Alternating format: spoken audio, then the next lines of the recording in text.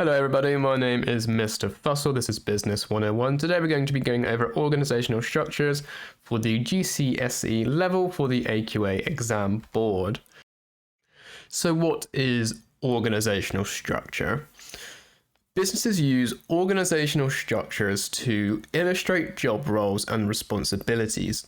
Organisational structures show who each employee reports to in their job.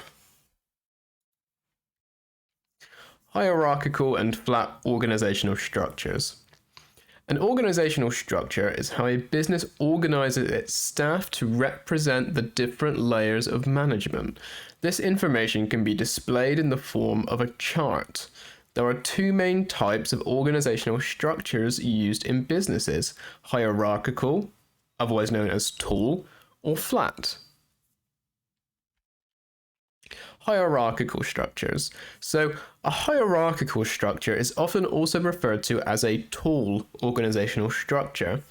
A hierarchical structure has many layers of management, and businesses with this structure often use a top-down approach with a long chain of command.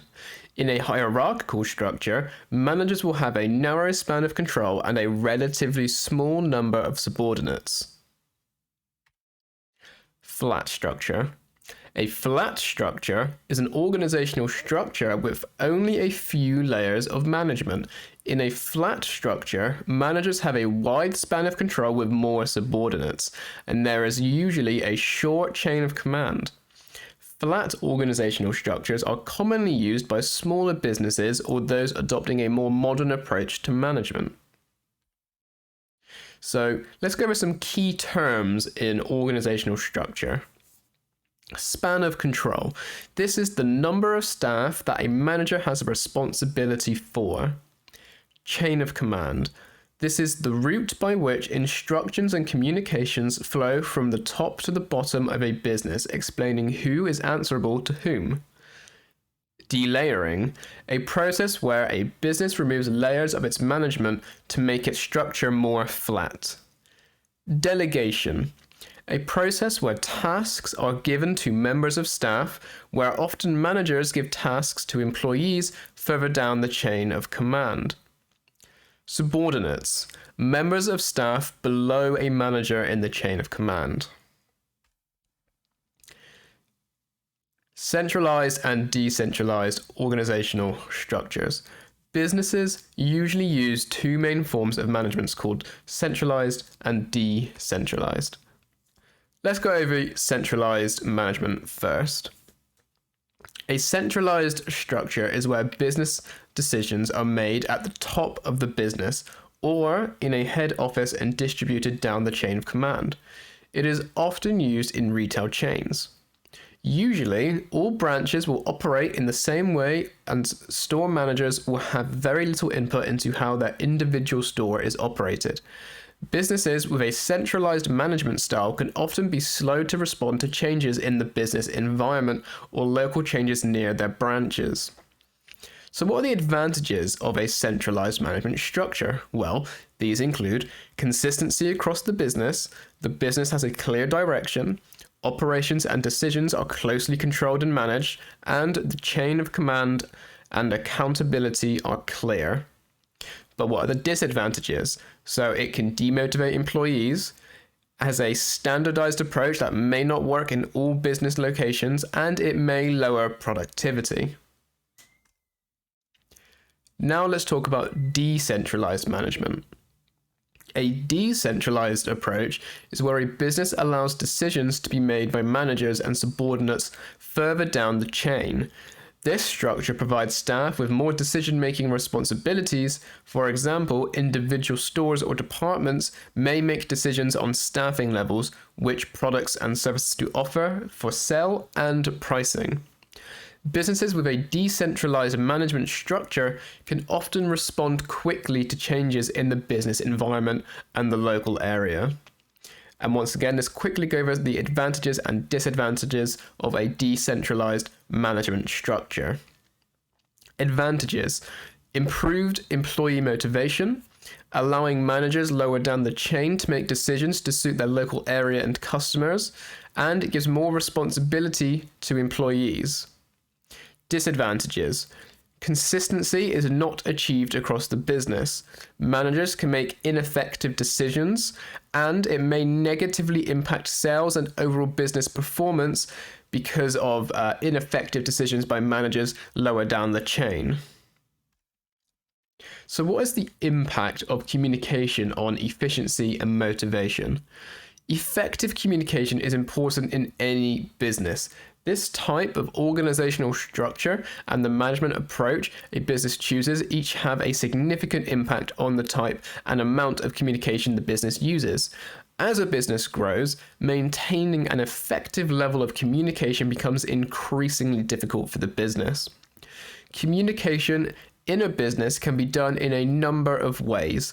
The most common methods are emails, text messages, online shared spaces, communication apps, letters, reports, phone calls, video conferencing, and face-to-face meetings.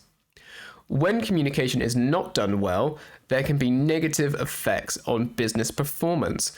Ineffective communication falls into two categories: insufficient and excessive. So let's talk about insufficient communication in a bit more detail then. Insufficient communication means not enough communication or poor quality communication. Insufficient communication can negatively impact efficiency and motivation, as employees may not fully understand what is required of them or what is happening across the business as a whole. This may have a negative impact on the overall business performance and decrease the productivity of employees. And the same can be said for excessive communication. So excessive communication means too much communication. For example, employees may receive too much information in general and communication, or they may receive the same message via multiple channels. This can often cause employees to become confused or feel stressed or overloaded. Ultimately, excessive communication can have a similar impact on efficiency and motivation to insufficient communication. So what are the barriers to effective communication? So some of these barriers include poor explanations, poor spelling and grammar, incorrect language, technology issues, poor structuring of information, a use of jargon or technical language, and a lack of understanding. So if communication is not received or understood properly, the result may be reduced business efficiency and mistakes. Ineffective communication may also confuse customers or stop them receiving a message, which can ultimately impact a business's sales and profitability. So now that that's been covered, let's move on to a different part of organizational structures. So let's talk about part-time, full-time, and flexible hours. So employees usually work in one of three ways when they are employed by a business. These are on a part-time, full-time, or flexible hours basis. Which basis is used usually depends on a mixture of business requirements and the requirements of employees. Full-time. Full-time usually refers to an employee working more than 35 hours per week, often spread over 5 days each week. Full-time employees work in all job roles. Examples of job roles that include full-time employees are teachers, office workers, pilots, police officers, doctors, and nurses. And then, of course, we have part-time. So part-time refers to an employee working for only part of the working week or anything less than full-time.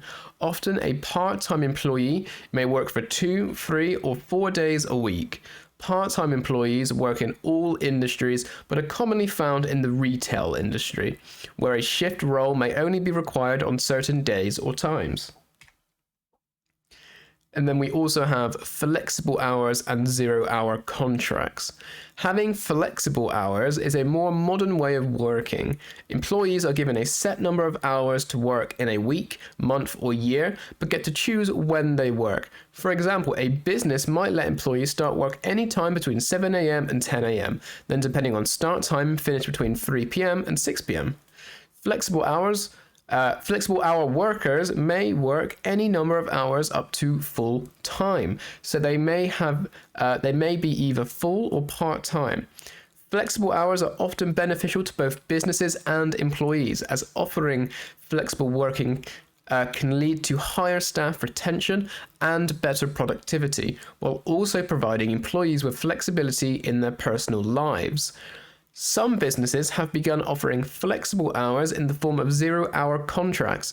In a zero-hour contract, an employee has no specified number of hours per week. Instead, they are given work when the business requires them. This is beneficial to the business as it fills business shortages. It can also provide employees with a lot of flexibility, but it can lead to uncertainty about whether they will get any work, and they may not receive a regular, standardized income because it may change with each week that they work different hours.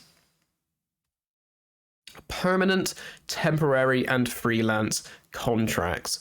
When workers are given a job by a business, their work is agreed according to one of three different types of contract. The contract types are permanent, temporary, and freelance. Permanent contracts. A permanent contract is one that has no fixed end date. The employee may stay within the business until either they decide to leave or the job role no longer exists. Permanent contracts are suited to certain types of more stable, long-term job roles, such as nurses, pilots, and teachers. Okay, so now we have the temporary contract. So a temporary contract is one that has a specific end date, where the worker is only employed for a certain period of time. Temporary contracts are very common within the retail industry and in other industries with seasonal demand. For example, a high street shop would require more staff over the Christmas period, so it would employ staff on a temporary contract for just the month of, let's say, December. And finally, we have freelance contract. So a freelance contract is usually one where a self-employed individual is engaged to carry out a specific piece of work over a defined period of time. The period of time is sometimes very short. Freelance work is very common in the creative industries, such as when a business needs an advertisement, promotional photographs, or a new logo. Technology, efficiency, and remote working. So technology has had a huge impact on how businesses operate and how employees work. Two of the main ways it has changed businesses are increased efficiency and remote working. So let's talk about both of those. Increased efficiency means that a business is able to produce items and provide services more quickly, more accurately, and with fewer resources. For example, in the car industry, cars would traditionally have been produced by many people working on an assembly line. In contrast, in a modern factory, cars are mostly made using machines. This means these factories require only a small number of employees. Technology has also vastly improved the efficiency of communication in businesses. Messages can now be sent very quickly to a large number of people with a reduced risk of barriers to communication. Common ways of communicating using technology include email, text messages, online chat, telephone calls, and online video communications, like we mentioned earlier. And finally, remote working. So remote working is where employees are able to work from home or somewhere that is not the main working environment of their employer. This is because technology has enabled them to work at home in the same way they could work in an office. Not all roles are able to take advantage of remote working. So for example, police officers and retail workers usually cannot work from home. Remote working means that employees have more flexibility. They may not have to travel as far and are less likely to take time off because of sickness or lateness. However, employees working remotely may not always work as hard, and they may not be able to seek help easily when required. And there we go, guys. That is organizational structures done. Thank you very much for listening. Remember, any questions that you may still have, leave them in the comments. I will reply as quickly as I possibly can. Many lessons still to come in the future, so please do subscribe to the channel. Stick around for that. Leave a like on the video if this helped you learn something new or helped you revise what you already did know. Okay? Thank you very much, guys. Goodbye.